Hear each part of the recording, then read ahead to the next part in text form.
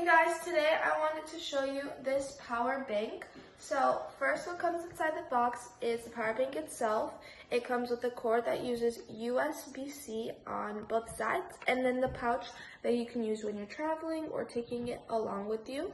So first and most important, it's strong enough to charge your laptops, and then of course the rest, like your phones, your cameras, earbuds, whatever you have. The power bank itself is 125 watts.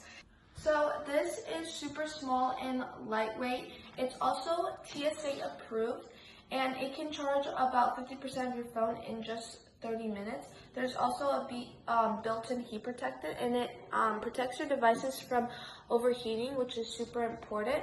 And then lastly, it comes with these three. So there's two USB-Cs and one USB-A, and you could charge 3 different devices at the same time. So if you're looking for a power bank and it's super quick, super lightweight, then I would definitely recommend this.